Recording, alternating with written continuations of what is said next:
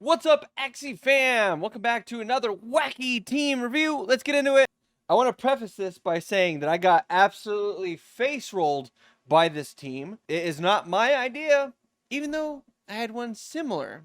But the whole premise is 2 cards. Watering Can. My idea was Timber, Watering Can, and Topaz. And the important part, Earwing. See, Earwing does damage based off the number of cards in your hand. Timber and Watering Can, you'll have sometimes 10 cards in your hand. So you're doing 20 plus 40 damage. So you're doing 120 damage, 180 damage at maximum for 1 energy. Let's get into this. The gist of the team. We have Triple Yam. You have Triple Yam. Oh, there he is. So you have Triple Yam, double Earwing, a double Pumpkin. We have a Cactus to pull aggro off the front.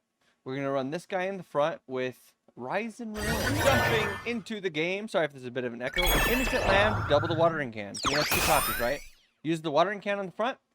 Shields for a little bit. Only shields for 45, so 70.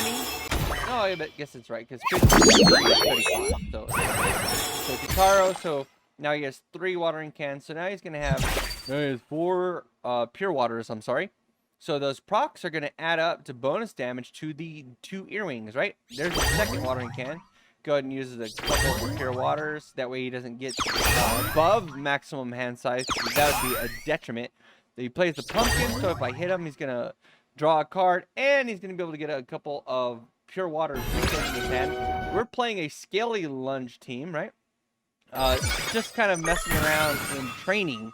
That's how I ran into this guy. This guy is Tiger 3, but if you go into his record, it shows he's a below egg, which his account is like, I don't know if he just got to Tiger 3 from egg. Maybe he'd been theory crafting. So look how many cards are in his hand. So 4, 5, 6, 7 right there. If these have retained, they're going to stay in his hand, right? So we have, we draw a Tiny Dino right here. Our whole premise is to use our Scar to get one of our lunges and then just play as many lunges as we can, right? Right here, playing the Clover was a mistake because he does have the double Earwings, and he finally draws one. Single Earwing. 200 total damage for 1 energy. Okay, the price of this team, we'll look it up here in a second after this replay.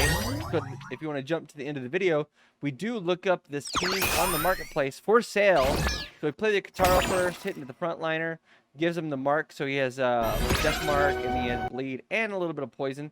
It's so funny because whenever you play the Skelly Lunges, it like enables the music for like a fraction of a second. So you play the Scar, try to get another lunge here. The only drawback to this team is this Feather Spear cannot be tutored with the Scar. So if it's the last one we play in a match, then we can't actually tutor for it. So that's kind of a nombo, right? The whole premise of this team is it's kind of based off, there's a team that made it into the top 100 that was a lunge team, but the backliner had like Pumpkin, Watering Can, and it played Rise and Ruin, right? But it also had Topaz. So it had Topaz and this. So you had 2 very high damage cards, right? Okay, so look at this hand, right? So these Earwings, boom, 47, 47, 47 for 1 energy. Very good. And that's without us having some type of vulnerable debuff, right? So if they had like a Grandma Fan and then Earwing, those Earwings would be hitting for like 78 or something like that. So not to mention the Yam area of effect, right? We play McGill as opposed to the Kitaro because he does have the taunt in the back. So our opponent is going to have like 8 or 9 cards in his hand. There's a Yam followed by, he should always play the Earwing first. I don't know why he keeps doing that. So 38, 38, 38. It's pretty good. So almost 120 damage for 1 energy. Super efficient. Plays the Gecko to clear the debuff. Plays a couple of the Pure Waters. Looks like we are going to take an L here. We do quite a bit of damage this next turn, though. So we have the Skelly Spears. Our Skelly Spears. So Piranha not hitting for that much, but our Spears are hitting for 101 already, which is like pretty decent. But I think Triple Nut are just better because, I don't know, it feels like Skelly Spear is just, you don't get them quite often as you need to get them. Like, it's kind of the same, but at the same time it's not, because when your first guy with a spear dies, you only have 2 in your deck, as opposed to if you had a Triple Nut or a Triple Little Owl backliner. When your first 2 die, you still have 3 of those constantly growing in damage. But here's a pretty big turn. Skelly Spear for 100. Tiny Dino for the kill. Like, 2. That's pretty good, but not as good as what he's been doing. We block with a clover, but it's over because it's already into Blood Moon. I hit him with some GG emotes. He doesn't respond. So, whatever, dude. Hits him with cactus and then hits us with the yam, which is kind of funky. I mean, we could have just surrendered when we knew we were going to die to the Blood Moon. But anyways, so let's look at this in the marketplace. We're going to look for some ones for sale. So we're going to go to our filters, and we're going to go yam. We're going to have one that's going to have gecko on the eyes, right, to clear debuffs on our frontliner, because that would be really bad. So this guy's also going to have our cactus, and he's going to have our earwing, right? So our backliner right here, we're talking 45 bucks. Now let's go ahead and clear the cactus and the gecko, and then this one's going to have yam and earwing, and we're going to have pumpkin, and then, well, it's kind of up to you what other cards you want. Sirius is very good, so let's go with the high damage in Sirius. This is going to be our midliner. Then we don't want Cucumber Slice on our midliner. Let's see. Pumpkin. We could go with like a Kotaro mouth, but Sirius mouth is also very good. Kotaro eyes. We could go with Kotaro eyes. We don't have to. We can go towards like the pure beast, but here's this one right here. 25 bucks for this guy. Very, very solid for our strategy. Here's one with Bumpy.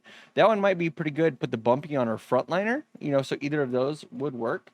And now our frontliner is going to have, instead of Earwing and Kotaro and Sirius, he's going to have Watering Can, and then he's going to have Innocent Lamb as the core, right? So Innocent Lamb for our Watering Can. So here's a very solid one, Sirius Cucumber Slice. So this one's only $5. So very solid team. Yam, Watering Can, Leaf Bug, Sirius, Innocent Lamb, Cucumber Slice. Say you didn't like Cucumber Slice and you wanted to go with something like Chomp, that might be fine too. We could go with Zigzag for the HP, but we're getting very expensive there, so we want to keep it. This one has Goda. This one's not terrible. We would like another option in case they change the way Innocent Lamb goes. So this Cucumber Slice one is fine. So we have $46. $46 plus the cost of Rise and Ruin, which is only $8. Then we go. This one is 25 bucks. So plus 25 plus 39 or 40 bucks. So 40 bucks. So $120 for a very solid team, and you don't have to choose that one. You can choose the cheaper one. This one's 5, so $5.25 and 45.